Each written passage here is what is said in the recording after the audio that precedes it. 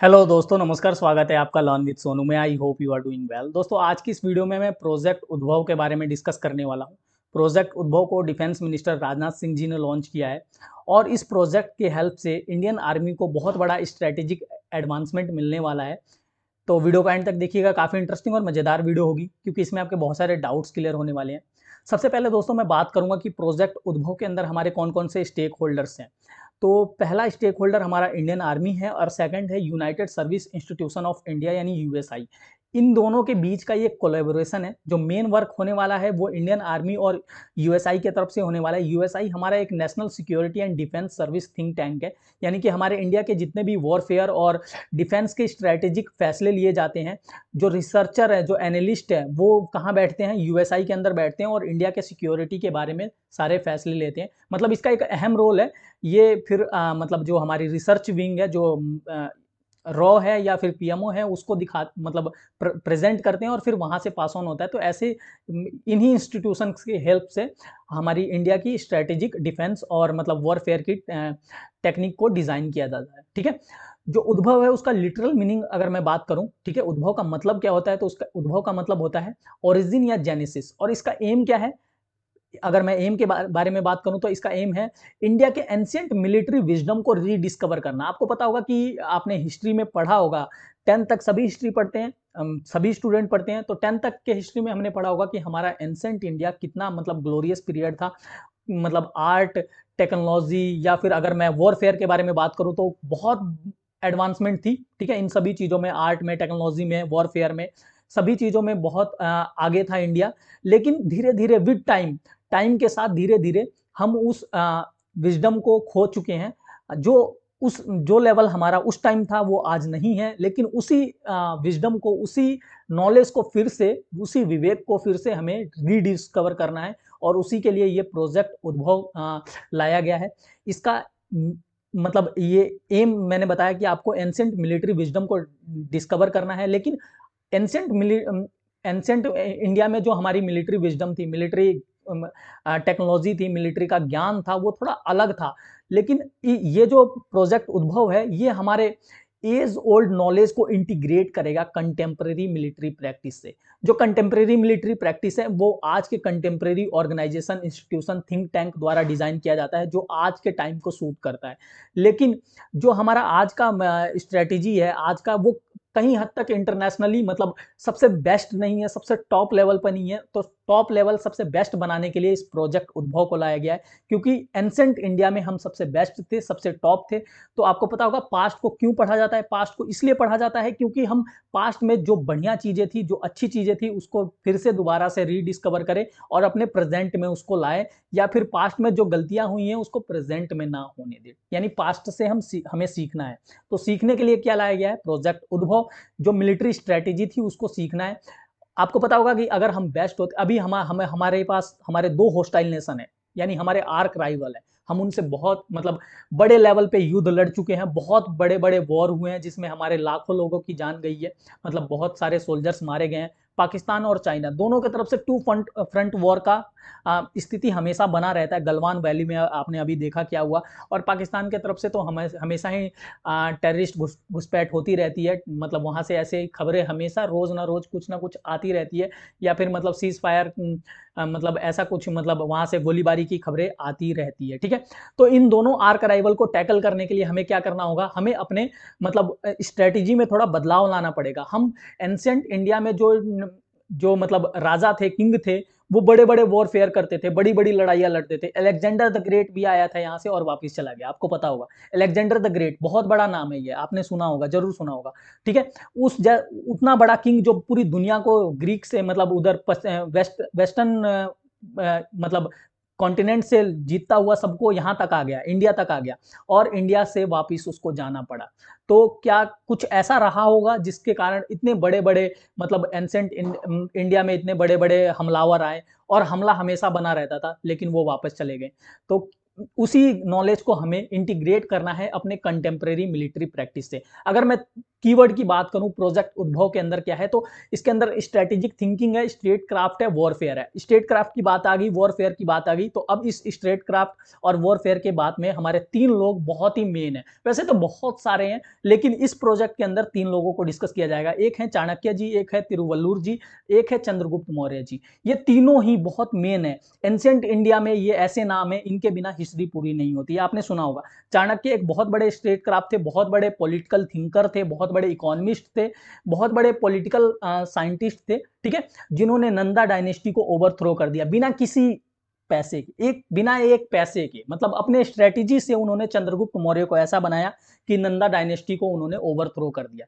और तिरुवल्लुवर जी मतलब Tamil south India की बात करूं मैं, तमिल एरिया की, ठीक है, तमिल में ये बहुत बड़े नाम है। इनका एक डे भी मनाया जाता है जिसको तिरुवल्लुवर डे कहा जाता है, और ये पोंगल के 4th डे पे सेलिब्रेट किया जाता है। ये बहुत इनका रिस्पेक्ट है, ये बहुत बड़े नाम है, पूरे इंडिया में इनका रिस्पेक्ट है, क्योंकि इन्होंने जो हमें ट्रेजर दिया है वो मतलब बहुमूल्य है, उसके जैसा अभी तक कुछ अवेलेबल नहीं है। इन्होंने इनकी जो बेस्ट राइटिंग है उसका नाम तिरुकुर्रल है, ठीक है, थोड़ा प्रोनाउंसिएशन में थोड़ा दिक्कत हो रहा है।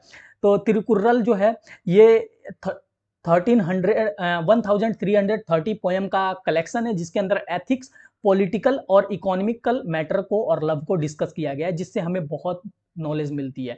इस मेन तिरुकुर्रल और क्या कहते हैं चाणक्य जी का जो अर्थशास्त्र है उसको स्टडी किया जाएगा। आपको अगर ब्रीफ में बताना चाहूँ, बहुत बड़े नाम है ये तो, ठीक है, सबको पता है इनके बारे में, मतलब पब्लिक डोमेन में या फिर इंटरनेट पे इनके बारे में बहुत डिटेल अवेलेबल है, बहुत मतलब इनके बारे में सब कुछ इन्फॉर्मेशन है। लेकिन मैं ब्रीफ में डिस्कस कर देता हूँ। ब्रीफ में बताऊं तो चाणक्य जी एक एंशिएंट इंडियन स्टेटमैन थे, फिलोसफर थे, रॉयल एडवाइजर थे, प्रोफेसर थे इकोनॉमिक्स एंड पॉलिटिकल साइंस के तक्षशिला यूनिवर्सिटी पे, जो कि प्रेजेंट डे पाकिस्तान में है, ठीक है।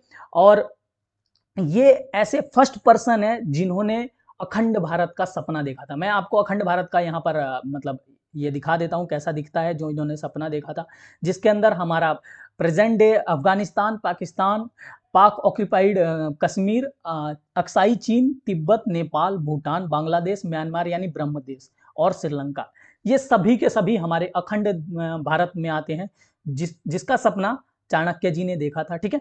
तो आई होप दोस्तों आपको क्लियर हो गया होगा कि प्रोजेक्ट उद्भव क्या है। प्रोजेक्ट उद्भव चंद्रगुप्त मौर्य, चाणक्य और तिरुवल्लुवर जी के जो नॉलेज है, विजडम है, विवेक है, जो वो छोड़ के गए हैं अपनी मतलब खजाने को, ठीक है, उसको स्टडी करना है, और उससे जो निकलेगा, मतलब उससे जो क्रक्स निकलेगा, उस क्रक्स को कंटेम्प्रेरी मिलिट्री प्रैक्टिस में उसको इंटीग्रेट करना, साइनर्जी क्रिएट करना, एक होलिस्टिक अप्रोच लेकर चलना, ताकि इंडिया मतलब पीछे ना रह जाए दुनिया से। आपको पता होगा कि इस टाइम बहुत बड़ी एडवांसमेंट है। मैं अगर बताना चाहूँ तो थोड़ी वीडियो लंबी हो जाएगी, लेकिन मैं किसी और वीडियो में डिस्कस करूंगा, ठीक है।